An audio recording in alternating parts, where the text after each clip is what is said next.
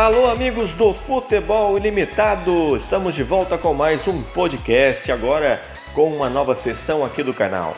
Nessa ausência de jogos de partidas de futebol profissionais, oficiais no mundo da bola, a gente vai tirar aqui uma nova série, a série Dissecando Jogos Antigos, onde nós vamos falar, além da partida, de algumas partidas antigas, em 5 episódios, vamos percorrer jogos da seleção brasileira, jogos de times brasileiros, e além das características táticas e técnicas da partida, a gente também vai dissolver um pouco das nossas lembranças pessoais, né? Onde nós estávamos e como nós assistimos essa partida e qual maneira, né, nós pudemos acompanhar os jogos que nós vamos falar aqui. Tem a questão da relação emotiva, tem a questão também da análise mais profunda, enfim, vamos discorrer aqui nessa nossa série, nessa nossa nova saga do canal, alguns episódios importantes do futebol brasileiro na história recente. Então, claro, peço desde já que você se inscreva aqui no canal, seja bem-vindo ao Futebol Ilimitado, essa é a nova casa do futebol na internet e no YouTube. E eu, Fábio Castro, claro, não estou sozinho nessa. Nesse primeiro episódio, nós vamos contar aqui com a presença do Eduardo Monteiro e ele vai falar aqui pra gente como foi para ele, né? Qual foi a emoção, qual foi a sintonia que ele teve com essa partida. O meu querido Eduardo Monteiro, volta aí ao canal. Vou começar já dizendo a vocês que hoje vamos analisar a vitória do Brasil perante a Alemanha por 2-0, o jogo que ocorreu em 2002, né, a grande decisão da Copa do Mundo Coreia-Japão, a Copa do Mundo de 2002, a primeira do novo século e que foi também marcada pelo último título de Copa do Mundo da seleção brasileira, a seleção canarinho. E aí, Eduardo, tudo bem? O que você lembra, né? Quais são as primeiras lembranças que vêm na sua cabeça em relação a essa partida? Fala, rapaziada do Futebol Ilimitado, Eduardo falando. Sobre a Copa de 2002 já faz um certo tempo, né? 18 anos que o Brasil aí não levanta um título mundial. E há 18 anos atrás eu tinha 11. Eu era um moleque e eu me lembro muito bem, dia 30 de junho de 2002, eu estava numa cidade aqui próxima de Recife, chamada Moreno. Eu estava com o pessoal da minha família. Eu me lembro que perto dessa data tínhamos alguns aniversariantes na família, então unimos o útil ao agradável e fizemos uma festa em conjunto. Foi festa de aniversário e festa pela final da Copa, que o Brasil se consagrou, 2 gols de Ronaldo lá na final. E é isso. São lembranças muito boas sobre esse jogo, sobre essa Copa. A gente que está aí na casa dos 30 anos, foi a última geração que viu o Brasil ser campeão quando a gente era criança, né? Então, é óbvio que aquela seleção traz excelentes recordações a despeito de todos os comentários que se tinham em relação ao pragmatismo do futebol, do Filipão, mas era uma seleção que se apoiava muito bem nos seus valores individuais. Aquele jogo mostrou isso, a superioridade que o Brasil tinha no mano a mano e como conjunto também. Vamos aí analisar, né, esse jogo, visto essa paralisação no futebol quase que integral mundialmente. E é isso, vamos lá. Bom, eu era uma criança, né? Eu tinha 11 anos de idade. Eu estava morando no Rio Centro naquele período. E eu lembro que foi a Copa do Mundo assim, menos erradicada nas ruas. Pelo menos até o Brasil chegar nos pontos assim mais de decisão, né? Com quartas de final, semifinal e final. Muito pelo fato de a Copa do Mundo ter ocorrido aqui no Brasil, né? Ter tido sua transmissão aqui no Brasil durante a madrugada. E a maioria dos jogos acabavam passando despercebido na época, né? Hoje em dia a gente tem a facilidade da internet, a facilidade da própria TV por assinatura, né? As reprises e tudo mais. Mas naquela época, apesar de que a TV por assinatura já estava bem distribuída, né? Mas naquela época, com a falta da internet, a gente não tinha como ver os jogos depois e tudo mais. Então ficávamos apenas ali naquela questão da reprise da televisão e tudo mais. Me recordo muito bem que essa Copa do Mundo teve um aspecto diferente, que a gente tem que até ressaltar aqui, né? Ela foi a primeira que ocorreu em 2 países. Aliás, primeira e única, né? Não teve mais nenhuma Copa do Mundo disputada em 2 países ao mesmo tempo. E esse fato era um fato curioso, porque eu, pelo menos quando criança, né, não sabia muito bem em que país que estava acontecendo tal jogo. Eu tinha uma certa dificuldade, né, de interpretar qual era o país, qual era a cidade que estava, de qual cidade pertencia, de qual país pertencia aquela cidade que o jogo estava ocorrendo. Mas eu tenho sim muito bem na memória essa grande final. A final, junto do primeiro jogo do Brasil, foram as únicas 2 partidas que eu assisti na íntegra. Eu não digo só da seleção não, digo também na Copa do Mundo inteira. Foram as 2 partidas que eu consegui de fato assistir. Afinal, uma ansiedade muito grande, né? O Brasil, naquela ânsia pelo Penta, que na época só se falava nisso, né? Desde a Copa de 98, vinha-se esperando que o Brasil pudesse, em 2002, com uma seleção muito forte, talvez até mais forte do que a seleção de 98, chegasse lá, conseguisse o tal do Penta. Mas a questão é que o Brasil chegou nessa Copa do Mundo recheado de problemas, enfim. O povo estava ressabiado, porque as eliminatórias não foram muito boas, né? Participação em Copa América, em Olimpíadas, até se você quiser envolver também, recentes com algumas decepções. Chegar na final naquela Copa do Mundo surpreendeu muita gente. Ah, não, eu assisti quase todos os jogos, mesmo sendo de madrugada e mesmo eu sendo moleque, eu ia lá, assistia com a televisão quase no mudo, acordava, sem meus pais verem e assistia. Se não me engano, o único jogo que eu não vi na íntegra foi Brasil e China. Se não me falha a memória, foi o único. Que tem o gol mais bonito da seleção em 2002, na minha opinião, que é aquele gol de falta do Roberto Carlos. O cara solta um petardo daqueles que só o Roberto sabia soltar. A bola vai naquele limite mesmo entre a trave e a rede.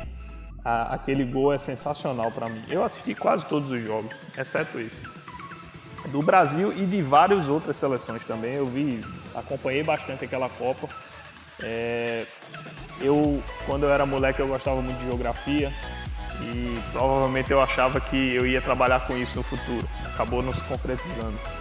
Mas eu era muito ligado em Atlas, então eu já estava bem por dentro, onde que eram as sedes, em qual país era o jogo. Em relação a isso eu não me atrapalhei muito, mas o horário realmente era muito ingrato para a gente poder assistir os jogos. O selecionado brasileiro, tem muita gente que considera que era um futebol muito pragmático, né? Que o Filipão fazia e faz até nos times por onde ele passou. É aquele molde no imaginário do torcedor, que é o futebol gaúcho, a escola gaúcha, né, de treinamento, futebol força, físico, muita jogada aérea, muito gol de cabeça. Mas eu tenho uma visão diferente em relação àquela seleção. Fica muito fácil você colocar como pragmático um time que você tinha jogando muita bola no auge, 2 caras como Rivaldo e Ronaldinho Gaúcho. O Ronaldo ele já estava operado dos 2 joelhos, mas o cara era um monstro. Tanto que nessa Copa ele se consagrou. Ele voltou ao auge, né? Saiu da Copa super em alta, fazendo a chuteira de ouro da Copa. E além desses 3, né, que realmente a gente pode dizer assim que eram as grandes estrelas, a gente tinha ainda jogando em altíssimo nível 2 pilares de sustentação que eram as laterais. As laterais brasileiras foram ocupadas por esses verdade. Esses 2 senhores, o Roberto Carlos na esquerda e o Cafu, por quase 20 anos. Então a gente tem uma geração de torcedores que cresceu assistindo futebol e saber que sinônimo de lateral esquerdo e direito no Brasil, na seleção brasileira, era Cafu e Roberto Carlos. Eu acho que aquela seleção tinha ainda uma certa mágica um pouco dos anos 80, anos 70, de você ter realmente o cara ali que decidia. E a gente tinha 3, ao meu ver. Então eu acho que ficou muito fácil para o Filipão ter um plantel daquele e conseguir dar a liga necessária. Eu acho que não era somente pragmatismo, o futebol se apoiava muito no talento individual desses caras que eu falei.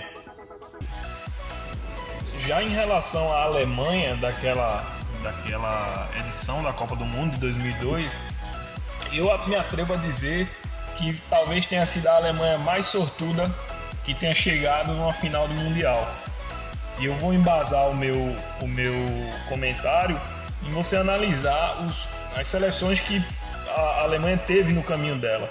Ela caiu num grupo que tinha Irlanda, Camarões e Arábia Saudita. Então, saiu com 2 vitórias e um empate desse grupo, em primeiro lugar. Um saldo de 10 gols, uma goleada estupenda sobre a Arábia Saudita. E ela pegou seleções sem tanto know-how, vamos dizer assim, em Copas do Mundo. Ela passou nas oitavas de final pelo Paraguai, passou pelas quartas de final dos Estados Unidos e numa semifinal pegou a surpreendente até certo ponto, por conta daquelas questões que envolveram a arbitragem na Copa, uma Coreia do Sul. E ela passou por esses 3 oponentes com 3 resultados de 1-0. Então, para falar a verdade, a seleção que era pragmática, ao meu ver, nessa final era assim a Alemanha. Era uma Alemanha que ela tinha como principal jogador de linha o Michael Ballack, que nunca foi uma unanimidade por onde passou. É um jogador, vamos dizer, de mediano para bom. Não teria vaga no melhor Santa Cruz que eu já vi jogar. E o Oliver Kahn, que é um goleiro. Esse sim era um goleiro, pode se considerar acima da média, mas de vez em quando entregava rapadura, como a gente viu no jogo contra o Brasil. Eu acho que a seleção alemã era assim muito pragmática. Era uma seleção limitada e que ela teve muita sorte em conseguir avançar e chegar até a final. Tínhamos seleções muito melhores do que ela naquela Copa de 2002. Voltando aqui para a partida, Eduardo, a minha observação que eu fiz, principalmente em relação ao primeiro tempo, foi de que o jogo era pobre. No que a gente pôde acompanhar, né, do Brasil sendo tida, né, como a melhor seleção daquela Copa. Poucas horas antes a Alemanha, né, tinha recebido o prêmio de ter o melhor jogador da competição, né, que era o goleiro Kahn, que daqui a pouco a gente vai entrar um pouquinho mais nesse tópico também, que é importante. Mas para uma partida que carregava ali o cunho de ter as 2 melhores seleções, né, daquela Copa, achei um pouco fraca, achei uma partida um pouco sem muita inspiração. O segundo tempo já vai ser diferente, né? Mas o que você achou do primeiro tempo? Foi o que você esperava? O Brasil trabalhando um pouco no seu setor de defesa, tendo poucas dificuldades, ou você achava que dava para esperar um pouquinho mais e o primeiro tempo talvez ficou devendo assim, de maneira natural, assim, né? Normalmente as finais de Copa do Mundo costumam ser um pouquinho mais chatas. Sim, Fábio, é verdade. O primeiro tempo dessa partida foi uma negação. Revendo o jogo, eu vi o quão apático foi o primeiro tempo do Brasil. Estudando muito a Alemanha, né? A Alemanha também, por sua vez, eles também estavam receosos de atacar, mas eles quem tomaram a iniciativa na primeira etapa. O segundo tempo deu uma melhorada o jogo. O Brasil foi para cima e conseguiu fazer os 2 gols, mas realmente é uma final de Copa do Mundo bem apática. Em relação à partida, eu acho que o Kleberson, ele jogou muita bola naquela final. Ele estava muito solto, apesar dele ser um jogador que ainda estava em relação àquele meio campo e ao ataque que a gente tinha no Brasil. Ele estava bem abaixo tecnicamente, ele ainda não tinha chegado nem no auge da carreira dele. O Kleberson estava jogando muito solto com aquela seleção. O Filipão tinha dado uma confiabilidade muito grande para ele atuar. E tanto que o passe para o gol do Ronaldo, que teve aquele corta-luz maravilhoso do Rivaldo, foi dele. Ele arranca pela direita, vai carregando, a defesa alemã parece que não leva muita fé, o pessoal não faz uma marcação correta, deixa ele avançar quase que livre. E quando chega o marcador para dar o combate, ele enxerga o Rivaldo. O passe era para o Rivaldo. E o Rivaldo já tinha, com a leitura de jogo fenomenal que ele tinha, já tinha percebido que o Ronaldo vinha passando na diagonal, por trás. Abriu o leque, né? Deixou a bola passar. E o Ronaldo vai e faz aquele gol para acabar de vez com o jogo. Foi emocionante, né? Emocionante. A última vez que a seleção foi campeã. E foi maravilhoso rever essas emoções, é realmente muito impactante. Esperar para que a gente tenha a sorte de ter uma nova seleção que chegue a esse nível de competição, esse nível de garra numa Copa do Mundo. Sem dúvida, não sei se é um sonho tão longínquo, né? Mas a gente aguarda que no futuro próximo o Brasil consiga novamente ser campeão. E mais uma observação que eu queria deixar sobre aquela seleção é que tínhamos ali 4 jogadores que em algum momento seriam premiados com a bola de ouro. O Ronaldo, o Rivaldo, o Ronaldinho Gaúcho e o Kaká, que nem chegou a entrar em campo, mas ele estava lá naquele plantel. Isso eu acho que embasa mais ainda a força que aquela seleção tinha. O Kaká, inclusive, uma grande injustiça, né? Porque ele foi campeão da Copa do Mundo sem sequer ter entrado em campo. Isso aí, sem dúvida nenhuma, deve ter sido uma grande frustração, né? Para ele, até pelo craque que foi, né? Pelo menos entrar naqueles últimos segundos do jogo que ele não conseguiu entrar. Você falou um ponto importante, né? O Rivaldo e o Ronaldo eram 2 jogadores excelentes. O Rivaldo, inclusive, ele dá uma matada de bola nessa partida, no segundo tempo, que é um negócio assim de outro planeta. A bola não vem boa, não vem quadrada, não sei se do Cleberson ou do Cafu. E o Rivaldo mata a bola com a ponta do pé esquerdo, mostra a categoria que hoje a gente não vê mais em muitos jogadores. Né? Muito aquela coisa da correria, do drible. Mas a boa matada de bola, né, é de quem realmente entende, aquela coisa do futebol de salão que foi se perdendo, né, no futebol hoje em dia. Até porque se a gente for fazer um paralelo com o futebol atual e o futebol de 2002, que nem faz tanto tempo assim, né, se a gente for comparar com outras seleções brasileiras importantes, o campo, além de ter diminuído, né, o espaço para uma boa matada de bola também diminuiu. Então é aquilo. Na época você ainda tinha condição de ver o Rivaldo dar uma matada de bola e ter campo para percorrer com a bola, né, para conseguir conduzir a bola no pé, que era uma das principais funções tanto dele quanto do Ronaldinho, né, para fazer a bola conseguir chegar com qualidade na altura do ataque. Para não ser 100% do mal aqui, só você meio por cento, o Kahn fazia uma boa partida. Né? No primeiro tempo ele teve algumas boas intervenções em lances do ataque da seleção brasileira, lance do Rivaldo e etc. Né? O Ronaldinho talvez um pouquinho, o Ronaldo fenômeno, né? Talvez um pouquinho mais apático, mas o Kahn trabalhou, isso é verdade. Mas é aquilo, né? Teve alguns episódios aí nesse jogo, como a camisa rasgada do Edmilson, enfim, alguns pontos que de certa forma foram meio toscos, assim, né? Dentre as decisões de Copa do Mundo, talvez essa não tenha sido a mais, digamos que elegante, mais caprichada, mas que o Brasil conseguiu seus objetivos, né? Ele foi incisivo no momento certo e conseguiu os gols na segunda etapa. Para mim, o Rivaldo fez uma boa partida, o próprio Ronaldo, que foi decisivo, também fez uma boa partida. A defesa do Brasil, o Lúcio, né, também fez uma boa partida. O próprio Roque Júnior, né, conseguiu também chegar ali em bons lances ali do time alemão. O Klose saiu apagado do jogo, né, então a gente tem que dever isso também um pouco à defesa do Brasil.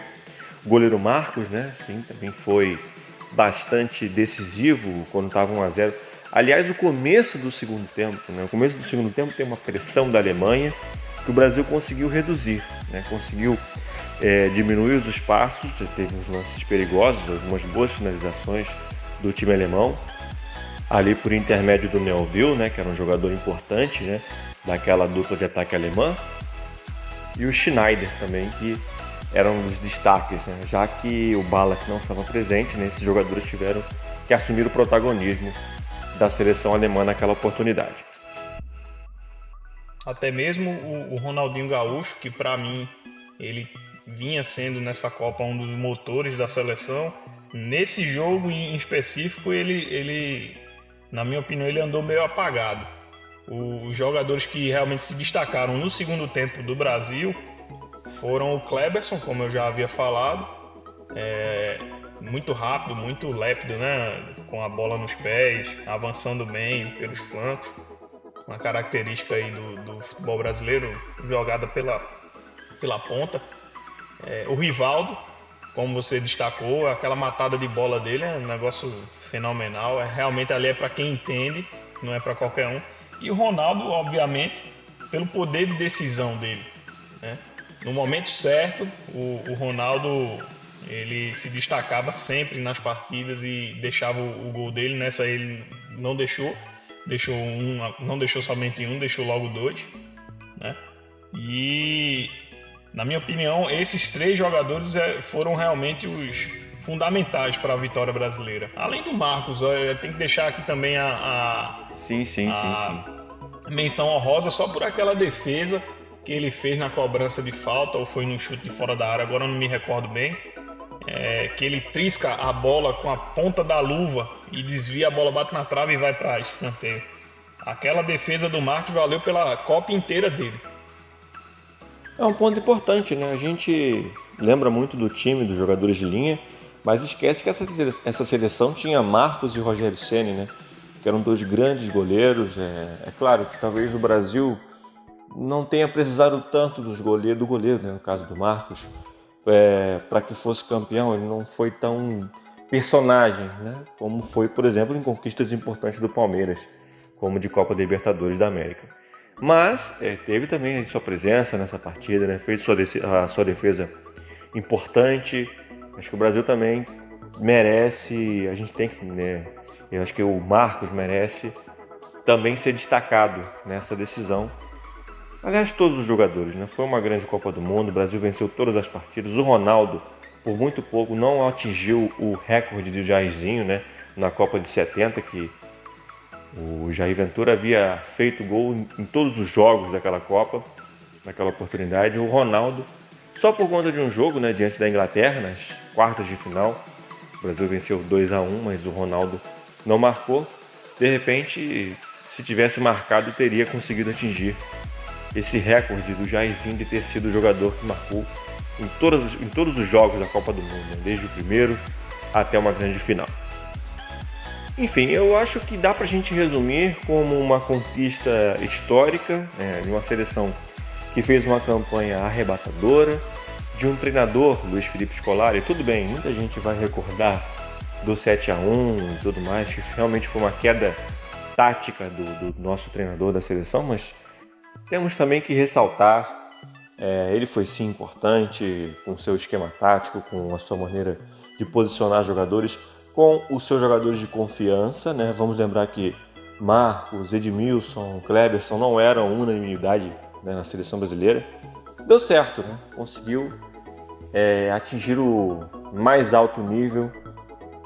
E ser campeão do mundo não é mole, tudo bem, aquela Copa do Mundo foi uma Copa do Mundo recheada de zebras, né? Foi Itália saindo da Copa, França saindo na primeira fase, Argentina saindo também nos primeiros jogos. Então os grandes favoritos foram caindo e o Brasil acabou ali ficando com um espaço, nitidamente com um bom espaço para poder ser campeão, né? Perante, junto ali, claro, da própria Alemanha. E o último título não só do Brasil, como o último título sul-americano. Temos que ressaltar, no futebol sul-americano precisa voltar a ser forte, precisa voltar a ser competitivo. Não só o Brasil, como a própria Argentina, o Uruguai, as outras seleções também que não são campeões do mundo, mas também são sim importantes. É uma necessidade muito grande que em Copa do Mundo o futebol sul-americano volte a ser crucial, como foi, né, nas primeiras Copas do Mundo, até a década de 70, 80, onde o futebol sul-americano era um dos mais vitoriosos, né, de Copa do Mundo. A gente precisa trazer isso de volta, né, porque em 2006 a gente teve Itália campeã, 2010 a gente teve a Espanha pela primeira vez campeã, né, com a final contra a Holanda. 2014 aqui no Brasil a Argentina bateu na trave, muita gente agradece, mas não deu, né? Foi a Alemanha que foi campeã. E 2018 agora a final entre França e Croácia, com os franceses, né, os galos franceses campeões pela segunda vez de uma Copa do Mundo. Há uma necessidade forte para que o futebol sul-americano se reestruture, consiga superar suas dificuldades e, claro, a gente torce, né, para que o Brasil volte a figurar numa final e, claro, eventualmente, ser campeão do mundo mais uma vez, pela sexta vez. É o que todo brasileiro aguarda e tem aí esse doce na boca. A gente vai encerrar por aqui o nosso podcast. Esse é o primeiro de uma série que nós pretendemos aqui dissecar jogos importantes da história recente do futebol. Quando eu digo de história recente, que nós aqui do canal tenhamos pego, tenhamos assistido, tenhamos tido emoções, enfim, claro que em circunstâncias diferentes, mas que nós tenhamos presenciado de alguma forma essas partidas, né, no seu contexto histórico e tudo mais. E nesses podcasts eu estaria aqui com os nossos companheiros do canal, do nosso Futebol Ilimitado. Já agradeço a você, viu, Eduardo, por ter topado participar, e eu te espero em próximos podcasts aqui dessa série. Bom, é isso, meus amigos. Ficamos por aqui. Até a próxima intervenção em que me acionarem. Vamos aí ficar com os nossos vídeos. Acompanhem nosso trabalho no Futebol Ilimitado. Valeu, um abraço, até a próxima. É isso aí, galera. Então se inscreve aí no canal, deixa o seu like e a gente se vê na próxima oportunidade. Fica ligado em Futebol Ilimitado, como eu sempre digo. Está sempre com novas atrações, com muita informação e, claro, o bom papo de futebol para você. Aquele abraço, galera. Até a próxima.